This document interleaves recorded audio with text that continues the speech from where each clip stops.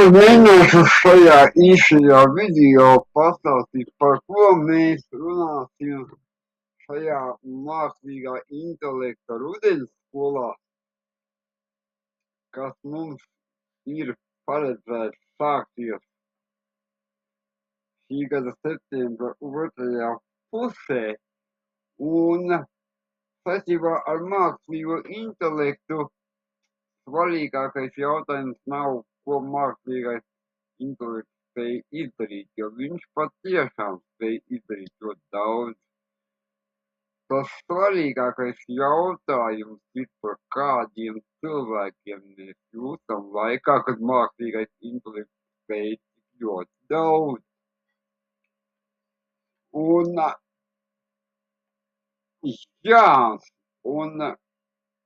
šī piedāvātā programma paredz tādu kā hibrīdās mācīšanās arhitektūra, kur šī te bioloģiskā nodoma aizsardzība būs mūsu visa šī semināru cikla galvenā aizsardzība. Un, ja mēs tagad salīdzinām tos mākslīgo intelektu un cilvēka prātu, tad faktiski šis te mākslīgais intelekts, viņš ir kā tāds cilvēka prāta paplašinājums, tā mēs varētu nosaukt. Un pie kam šis te paplašinājums, viņš var cilvēka pamatspējas palielināt vairākas reizes, varbūt 10, varbūt 100, varbūt vairāk. Tas ir tikai viens nosacījums, ka mēs varam palielināt šīs te cilvēka prāta spējas, ja viņas ir. Jo ir ļoti vienkārša matemātikas formula. Ja 0 reizina ar 100 vai ar 1000, varbūt, ka tā 0 kļūst lielāka. Varbūt. Tā ir 0. Un šeit, uz ko es gribu drusku vērst jūsu uzmanību, ka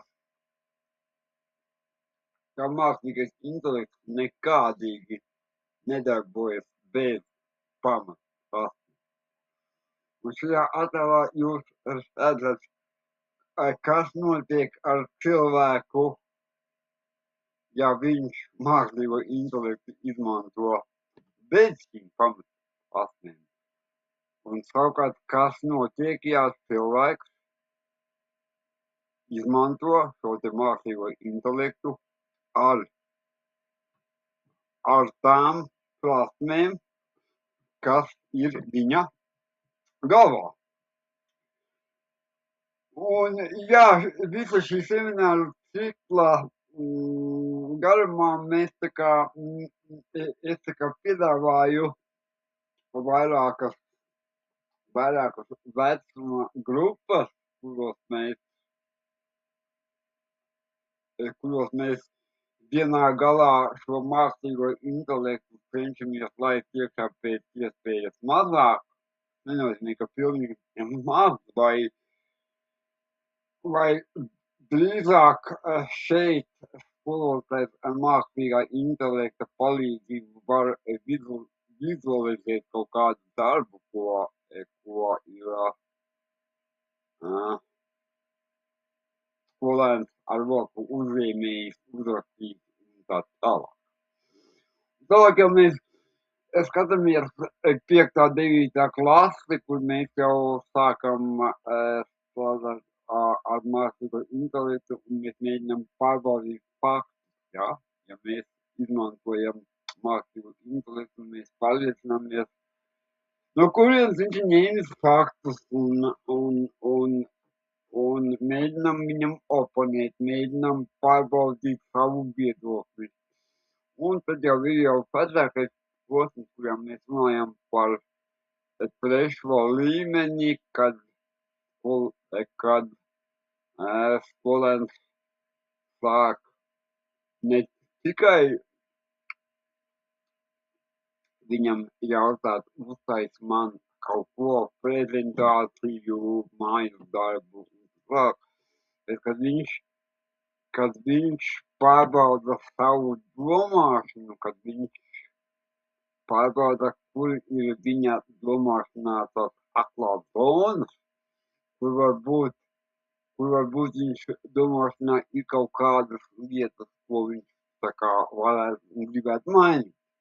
Bet, jā, un tur ir tas interesants jautājums, ja mākslīgais intelekts pārņem zināšanu nodošanu, tad skolas galvenais uzdevums būs palīdzēt cilvēkam attīstīt savu potenciālu.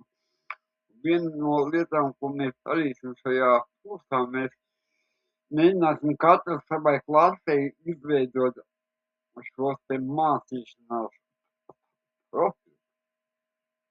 Šī jau lieta, ko mēs neveidosim ar mākslīgā intelekta palīdzību, bet mēģināsim katrs izveidot nosacīti savas klases skolēniem šos te mācīšanās profilu, kur katram skolēnam ir kaut kāds savs tēmas, kaut kāda sava patstāvība, sava motivācija un attiecīgi nepieciešamais atbalsts un vēl kaut kādas specifiskas vajadzības. Kāpēc mēs šos profilus taisīsim? Tāpēc, ka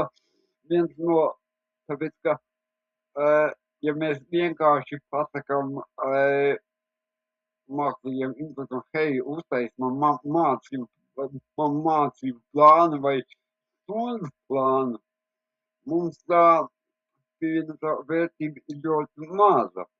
Bet ja mēs viņam pasakam, uztaisi man stundu plānu, ņemot vērā manas klases skolēnu mācīšanās profilu, tad tas jau būs darbs ar pievienoto vērtību, ko līdz šim skolotājs nevarēja paveikt, jo viņš nevarēja uztaisīt ar roku katrai stundai mācību plānu, ņemot katru skolēnu kaut kādu individuālu vajadzību, kas vienkārši nebija iespējams. Jā, mēs arī runāsim par 4 digitālās labklājības pilāriem klasē, un šī nu gan ir lieta, kas ir jāmāca jau no 1. klases, varbūt pat drusku agrāk.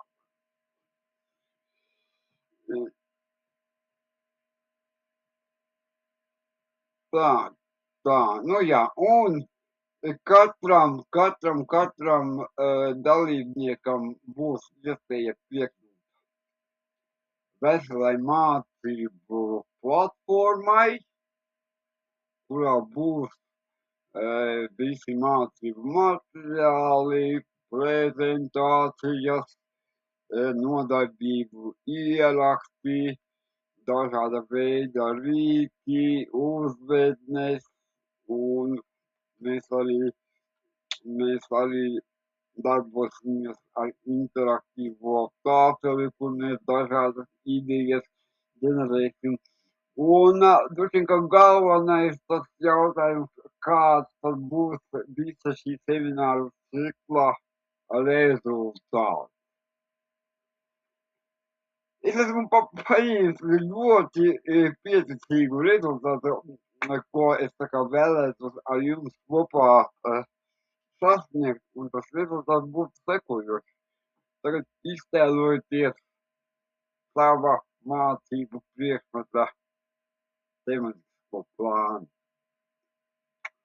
Un mēs tieši padarbosimies ar tematisko plānu viena mācību gada ietvaros, un ko mēs izdarīsim, mēs vispirms mēģināsim katrs sev pēc Lukasfora principa pateikt, kur mēs mākslīgo intelektu laižam iekšā, kur nelaižam, kur ir dzelzceļš, un mums jābūt uzmanīgiem, un pēc tam, ņemot vērā gan šos te skolēnu profilus, gan mācīšanās profilus, gan šo mūsu kopējo uzstādījumu, mēs izstrādāsim vairākas mācību stundas ar eksperimentiem, ar dažāda veida mākslīgā intelekta integrāciju pašās mācību stundās. Un tad mēs varēsim pamēģināt un paskatīties, kas strādā, kas nestrādā, ko atmest, ko uzlabot, ko varbūt var mēģināt izdarīt. Nu, tas būs tas pamats rezultāts, kuru mēs centīsimies virzīties. Tā kā, jā, reģistrējamies, augustā ir lētāk, septembrī drusku ārāk. Var pieteikties gan individuāli, gan līdz 5 cilvēkiem no vienas skolas. Un tikšanos!